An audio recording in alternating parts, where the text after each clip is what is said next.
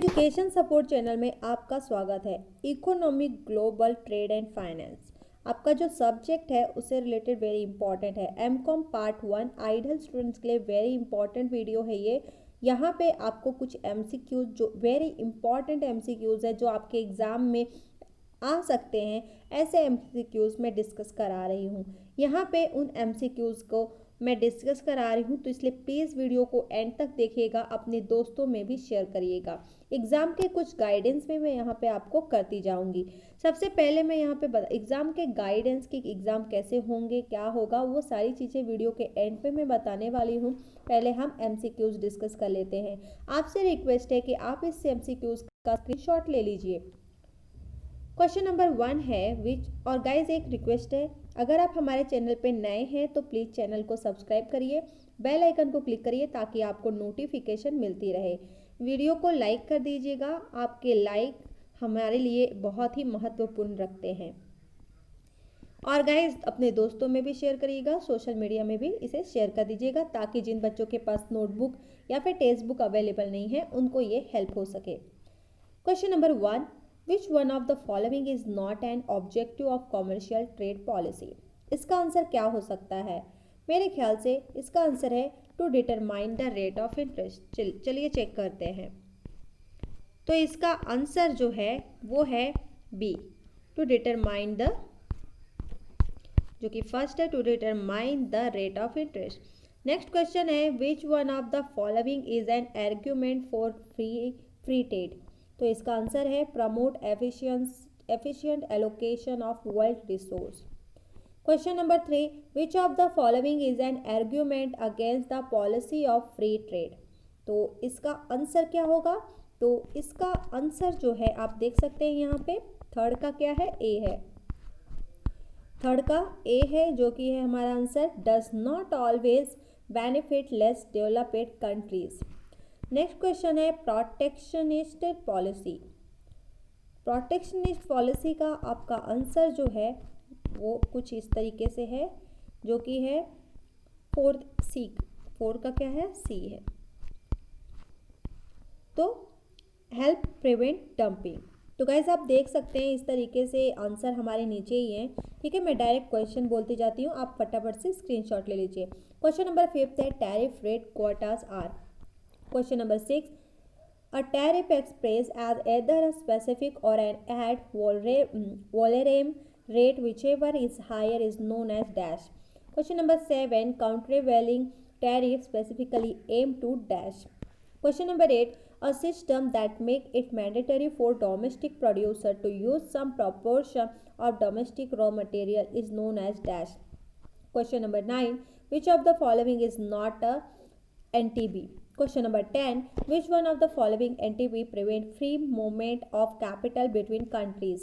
Question number 11, the reduction in domestic consumption due to imposition of a quota result in dash. Question number 12, a preferential trade area is a trade bloc where dash. Question number 13, a free trade area is a trade bloc where dash. Question number 14, a custom union is a trade bloc where dash. Question number 15, a common or single market trade is a block where dash. Question number 16, a dash is one of the disadvantages of international economic integration.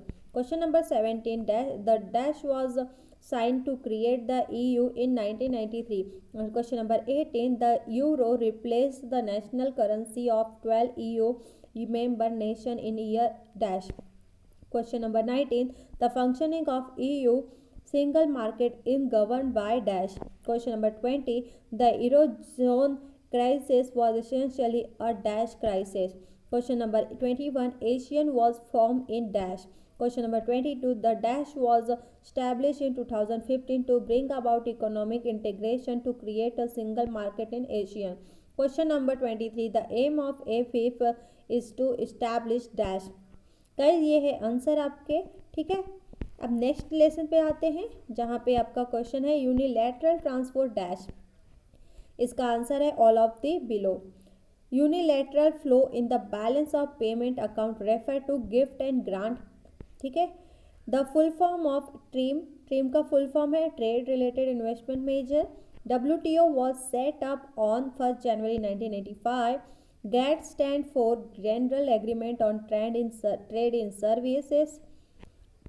Autonomous capital flow dash other item in the balance of payment, इसका answer है are independent of. The seventh question, the current account in balance of payment dash, तो इसका answer है include merchandise trade. 8. A deficit in India balance of trade in recent time is due to dash, इसका answer है all of the above. Question number 9. A good performance on a dash has helped India to reduce its current account balance deficit in recent time, इसका answer है invisible account. There is a increase in dash on India capital account in recent time, इसका answer है non-debt foreign investment flow. Next question है, after covering a deficit on current account, excess capital account receipts are added to dash, इसका answer है foreign exchange reserve. Question number 12, bank capital on India capital account include dash to foreign currency deposit, NRI deposit. Private transfer on India current account include dash, इसका answer है local withdrawal from NRI rupee deposit. International trade increase the welfare of dash all participating countries. WTO agreement incorporated dash proposal.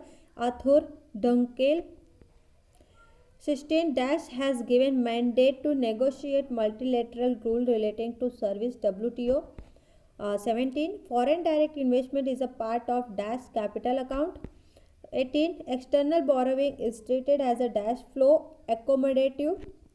19 question, foreign exchange reserve of India include dash all of the above. The highest authority of WTO is dash the ministerial conference. Question number 21, the agreement on agriculture does not aim at dash increasing export subsidies. Question number 22, intellectual property right include dash all of the below. Question number 23, the current account balance of payment does not include dash FDI. Question number 24, dash is not a part of unilateral transfer short term loan. Dash is a not direct measure to correct BOP disequilibrium, इसका answer devaluation of exchange rate. Question number 26, when BOP disequilibrium is a chronic in nature and lasts for a long time, it is a sign of dash disequilibrium, इसका answer है fundamental.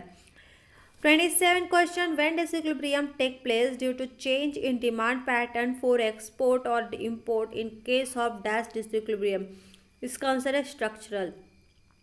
Question number 28, TRIM agreement refer to treating foreign investment at dash with domestic investment par. Question number 29, the effectiveness of devaluation depend on dash, तो इसका answer है all of the above. Question number 30, foreign exchange reserve of India include dash all of the above.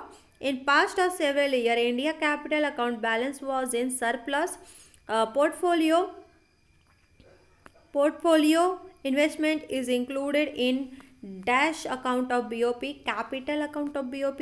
Expenditure switching policy to correct BOP deficit include dash of domestic currency, इसका answer है devaluation. Next है 34 question, tariff and quotas are imposed on import to correct BOP deficit are called dash measure, तो direct measure.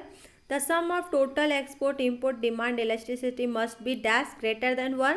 And question number 36, in the past several year India net invisible were in surplus. Guys ये first option जितने भी हैं वो right answer है, ठीक है. और इस तरीके से ये भी क्वेश्चन है आप लोगों के सामने. प्लीज़ टेक द स्क्रीनशॉट ले लीजिए फटाफट से, और इसका आंसर मैं आपको प्रोवाइड कर रही हूँ, ठीक है. और गाइज अब मैं आपको बताती हूँ कि एग्ज़ाम के बारे में, ठीक है. कुछ एग्ज़ाम के बारे में बात कर लेते हैं.